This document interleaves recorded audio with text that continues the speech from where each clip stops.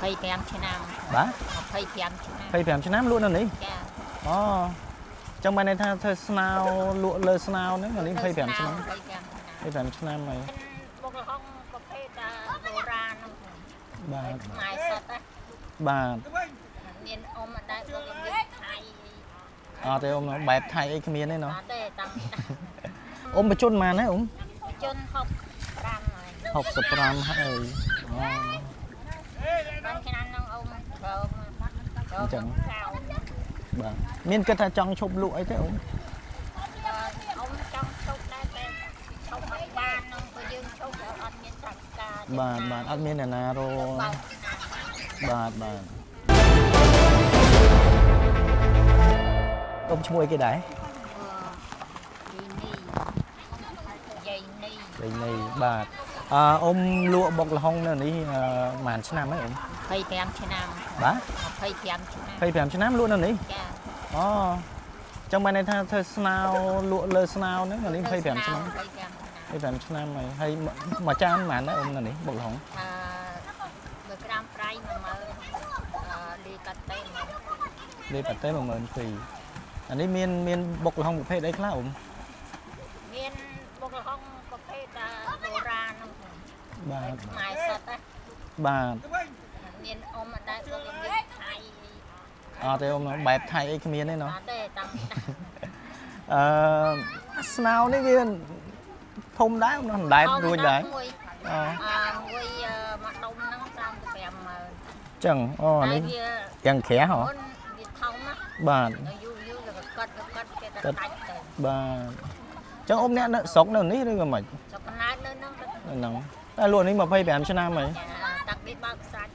បើកខ្សាច់ ដើមស្នេហ៍ ចុះស្នោនេះដូរទេឬក៏តាំងពីដើមមកអ៊ំ ណាវហ្នឹងដូរអស់ពី3ពីឧបត្ថម្ភច្រើនណាស់ អូ ពីឧបត្ថ បាទ ម្ភទូឧបត្ថម្ភឆ្នោ ចុះអ៊ំមានកូនចៅអីដែរទេ កូនចៅវាសាច់សាហាន់ចាំ អូបាទ ចៅផង បាទអញ្ចឹងអ៊ំមានកូនចៅប្រហែលជាប៉ុន្មាន3នាក់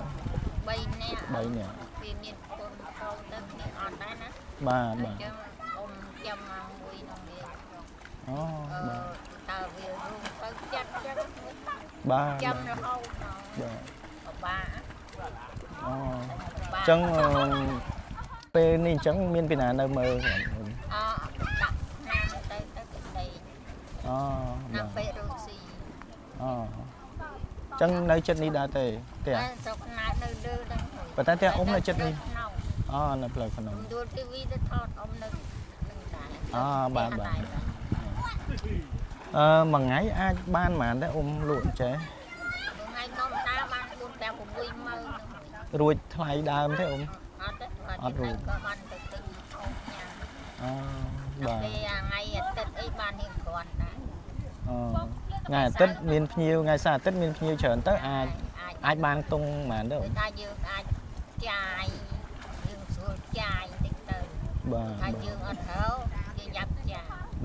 អានេះមួយថ្ងៃចំណាយថ្លៃដើមអីទិញអស់នេះអីខ្ទង់អស់ប៉ុន្មានដែរអ៊ំ អាហ្នឹងចំណាយអស់5 10ម៉ឺននេះដែរគូក្តាមទៅអីទៅពេញ អញ្ចឹងបាទហើយថ្ងៃខ្លះលក់បានតែ60000អីទេអញ្ចឹង អានេះគឺថាថ្ងៃទាំង60000ទៅយើងដល់ទុកលក់ស្អែកទៅគឺអញ្ចឹងណា បាទគ្រឿងខ្លះអាចទុកបានគ្រឿងខ្លះទុកមិនបានបាទ លហុងយើងទុកអត់បានយើងដល់ចោល បាទអញ្ចឹងលក់នៅនេះ25ឆ្នាំហើយច្រើនឆ្នាំដែរអ៊ំអញ្ចឹងអ៊ំបញ្ជនប៉ុន្មានហើយអ៊ំ ជន65ហើយ 65ហើយអូ បានឆ្នាំហ្នឹងអ៊ំត្រូវ អញ្ចឹង កៅ